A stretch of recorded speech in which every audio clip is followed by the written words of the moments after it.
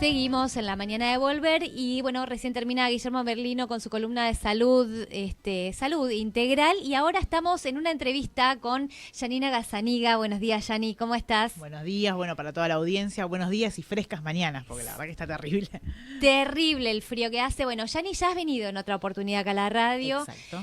Bueno, en este caso en particular la invitación, bueno, ya saben, Yanina es directora del área de género de la Municipalidad de Chascomús. Venís trabajando hace un montón sobre cuestiones que tienen que ver con bueno, las problemáticas de género, las luchas de género, ¿no? Uh-huh. Y bueno, la invitación hoy en particular tiene que ver con la presentación de un libro que has escrito, uh-huh, que ya venís escribiendo hace tiempo. No sé si sí, hoy me gustaría que cuentes un poquito cómo es tu relación con las letras, con la literatura y demás. Y que es un libro que también atraviesa justamente lo que tiene que ver con las cuestiones de género, porque hace referencia a la situación de abuso sexual en las infancias. Exacto. Así que bueno, a ver, arranquemos. Primero, si querés, enmarquemos el libro cuándo surge, cómo es tu relación con lo literario, cómo lo empezaste a construir. Bueno, esto de la escritura atraviesa gran parte de mi vida, que lo empiezo a mostrar a partir de la pandemia, un poco lo que nos pasó a todos, nos descubrimos en la pandemia, che, algo tenemos que hacer con este encierro. Y empecé a participar de diferentes concursos. En el primero que quedo es uno de Revista Sudestada, que hablaba de la crisis del 2001. Escribo un relato, quedo en ese relato colectivo. Y después, bueno, en otros concursos más, uno internacional el mes pasado. Y el que más me gustó fue el año pasado con una antología de mujeres, Mujeres Empoderadas, volumen 5, donde con otras autoras queda tres de mis textos seleccionados y siempre publiqué con otras personas, ¿no? Con otros autores y autoras, y estaba esto siempre, bueno, ¿cuándo voy a hacer lo mío sola? ¿Cuándo me voy a mostrar? Ahí un poco siempre quien escribe deja algo de uno y es como mostrarlo, a veces genera, ¿no? Dije, bueno, voy a ver qué puedo empezar a publicar. Tenía un montón de material también porque estuve un año trabajando en una radio en Capital con un fragmento que se llamaba Pluma Voladora. Ahí las personas se comunicaban, me contaban su situación de violencia, la ficcionábamos de alguna manera y reflexionábamos.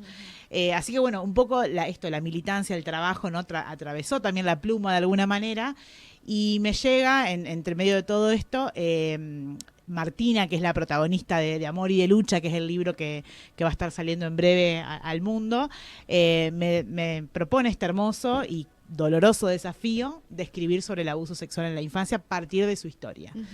Y ahí, bueno, todo esto de, bueno, cómo lo escribimos, qué sentido le damos a esto, además de contar qué les pasa a las personas que atraviesan un abuso sexual en la infancia, cómo lo cuentan, cómo sostienen las redes.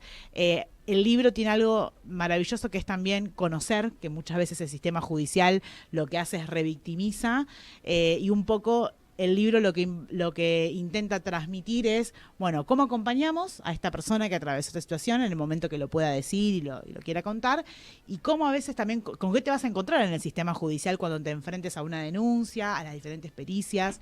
Hay una crítica también al sistema judicial que, como bien sabemos, les falta perspectiva de género en su accionar y en su metodología lenta, revictimizante.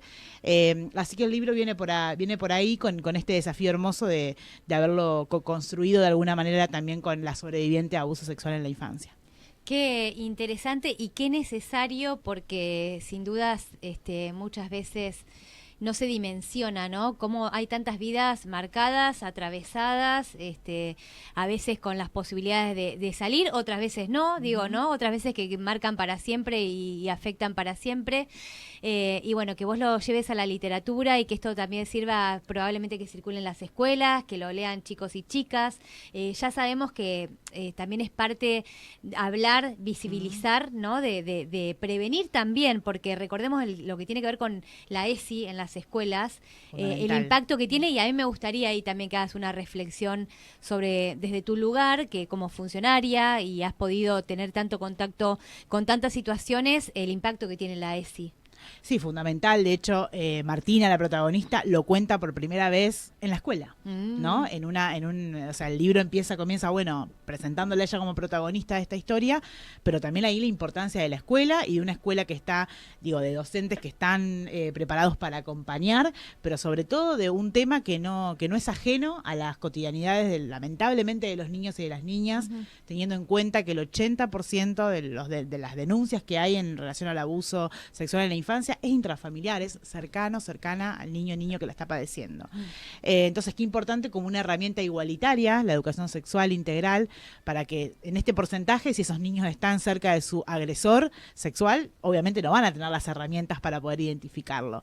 Y cuando en el caso de que sí, porque en el caso del libro Martina tenía una familia que acompañaba y que por eso también lo pudo, dentro de todo, contar bastante rápido, ella cuenta que también le costó un montón, sabiendo aún que le estaba sucediendo con 7 años, ella hoy tiene casi 10, 15, entonces bueno, un poco lo que ella decía era, yo sabía, pero lo que pasa es que no me animaba por miedo, por el miedo también al qué dirán, ¿no? Sobre todo porque los perfiles de las personas agresores sexuales por lo general es una persona encantadora o que tiene buen trato con los niños y niñas y no vienen con un cartel que digan, bueno, sí, yo soy una abusadora. Entonces, y cómo la figura colectiva, comunitaria, no la importancia de creer es para la víctima también reparadora, y un poco escribiendo este libro hay una enseñanza en relación a eso. No es solamente que la justicia dicte una sentencia, no es solamente que tu mamá, que tu papá, que alguien cercano de tu familia te crea, es que la comunidad también te abrace, ¿no? Tal cual. Y entienda esto como una problemática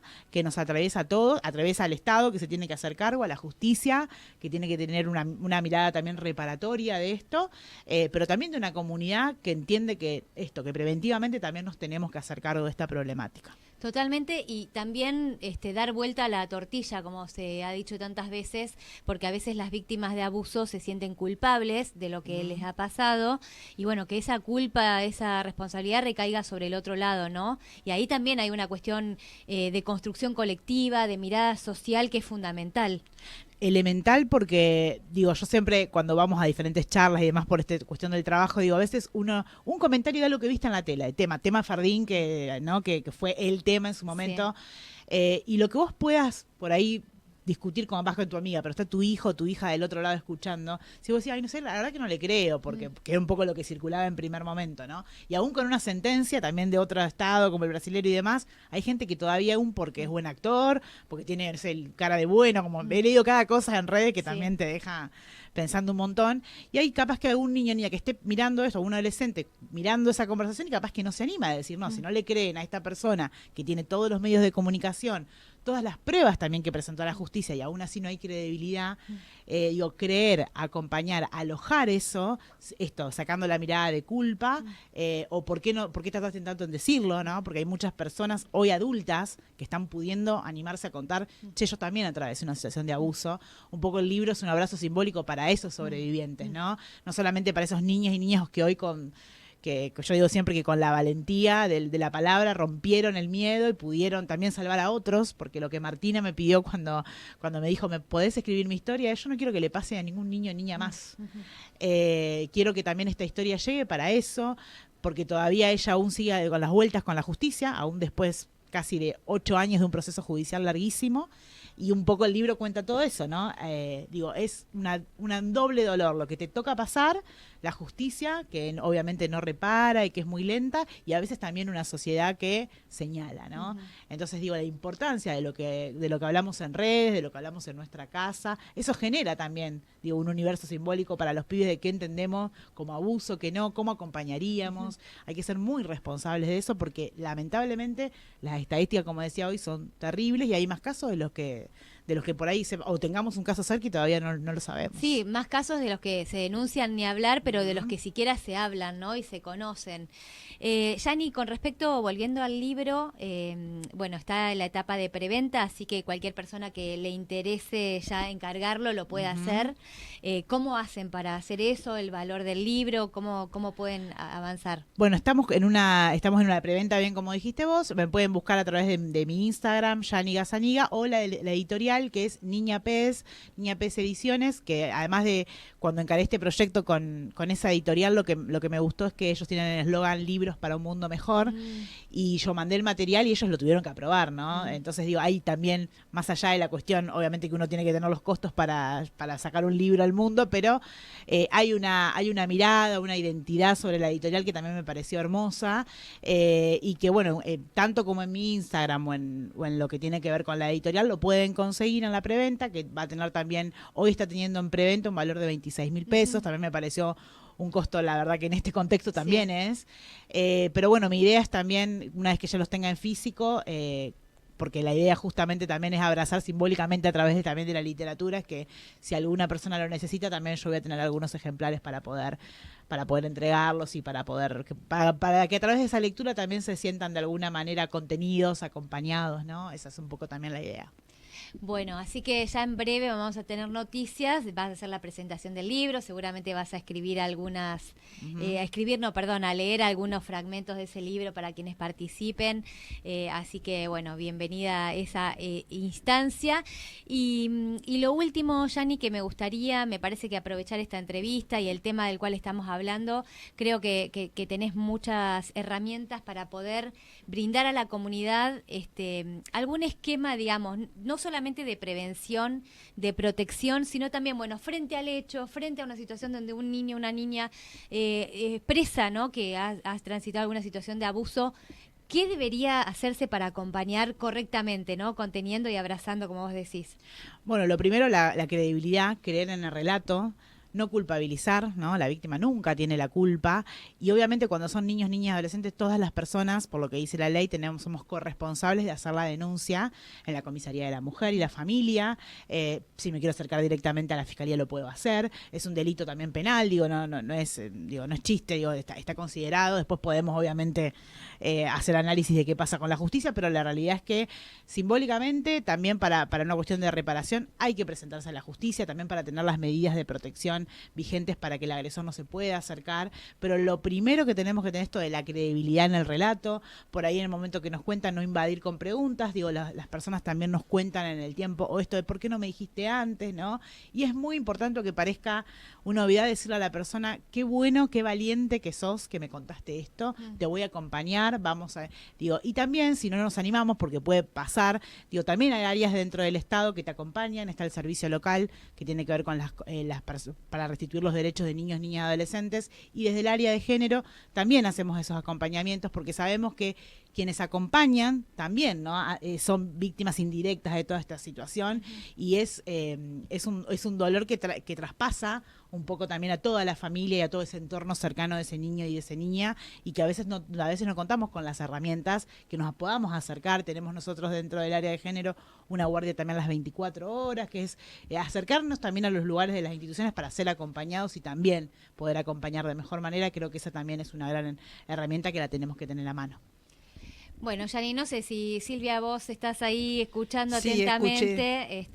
Escuché y se me pasaron por la cabeza todos los casos que hemos conocido, en especial el último que conmovió tanto, el de Córdoba, cómo estigmatizaron las redes las mujeres mayores, las cosas que escribieron de Agostina y su mamá.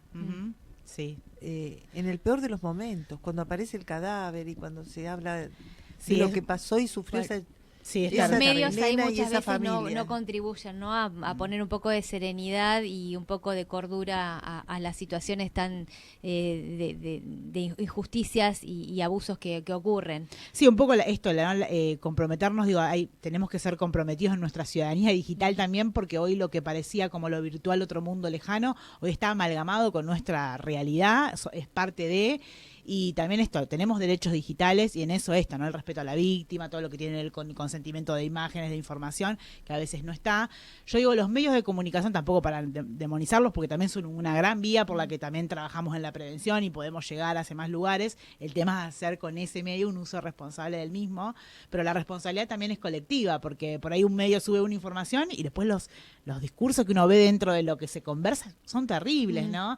Entonces también hacernos cargo como sociedad de cómo tenemos que empezar a mirar a lo digital como algo real, ¿no? Todo lo que consumimos en las redes sociales, lo que interactuamos en las redes sociales, también construye el mundo simbólico de lo que entendemos por abuso, cómo intervenimos en eso, y también de nuestros derechos, ¿no? Los derechos digitales son derechos humanos también de las personas, y tenemos que empezar a verlo así. ¿Qué le dirías a una menor? Si se toma fotos y se pone en su Instagram o en El tema del uso de la imagen en redes Claro. sociales, te referís.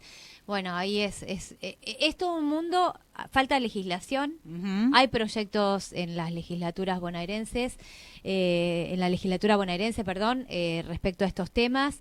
Está la guía EMA, que puede facilitar, digamos, ciertos esquemas de cuidado y de prevención y de intervención frente a las situaciones de violencia digital. Pero bueno, también estamos en un mundo, como Silvia está trayendo el tema, ¿no?, de la imagen y las redes sociales, y por ahí los jóvenes, incluso que tienen sus primeros vínculos sexuales a través de las tecnologías, y eso implica tal vez una foto sin ropa o mostrando alguna parte del cuerpo que luego puede viralizarse, ¿no? Las problemáticas actuales, que me parece está bueno ahí si querés cerrar con alguna reflexión al respecto. Sí, el mundo de lo virtual llegó para quedarse. El tema es también, otra vez vuelvo a la responsabilidad de las y los adultos, que son quienes le entregamos un teléfono a nuestros niños, niñas y adolescentes, y acompañarlos. La prohibición no sirve, lo sabemos también. Sí sirve darles a las herramientas. Nadie se va a cuidar de lo que no conoce. Entonces, si yo a mi hijo o mi hija no le digo los riesgos que puede haber en la red, si no acompaño, si no estoy, aunque sea mirando como adulto, poniendo un límite saludable en el uso, ¿no? Es un tema para hablar, o sea, de manera muy muy abarcativa, porque abarca un montón de temas lo digital, pero sí esto, volver a la responsabilidad de las y los adultos en el control de eso, en el buen control y acompañamiento de eso, pero sobre todo para darles herramientas, porque los pibes a veces no se dan cuenta que esta foto que sube, una vez que yo le puse enter, perdí el control sobre eso. En Internet no hay derecho al olvido, ¿no? Desde ese lugar. También la construcción de la huella digital, todo lo que nosotros interactuamos genera también nuestra identidad digital, y los pibes a veces no lo saben, y lo están viendo, por ejemplo, ahora en recursos humanos. Total. Las personas que cuando emplean a los pibes no saben que antes de tomarte miran tu huella digital. Si vos fuiste un hater, si estuviste interactuando negativamente, es también parte de tu currículum hoy. Alertarlo sobre los riesgos y sobre cómo de alguna manera navegar de manera segura y responsable, cuidándose uno, pero también cuidando los derechos digitales de otras personas. Totalmente, y le agrego a eso, cuando se trata de intercambios vinculados a lo sexual, por ahí no mostrar la cara, por ejemplo, ¿no? Conocemos Sí, casos sexting, como el sexting, no mostrar sus rasgos físicos que se puedan ser reconocibles, porque después eso puede circular, y bueno, hay casos de suicidios incluso relacionados con situaciones de vulneración de la imagen de las personas que han compartido y sin su consentimiento, ¿no? Que empiezan a circular. El caso de Emma Boranduk es un ejemplo claro, pero hay muchos casos de personas que se han suicidado por no tolerar esa circulación de sus imágenes que se han viralizado completamente.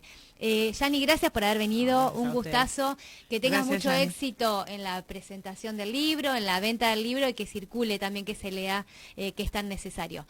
Gracias. No, gracias a ustedes por el espacio. Bueno, 11:26, vamos a un pequeño corte y seguimos un ratito más en La Mañana de Volver.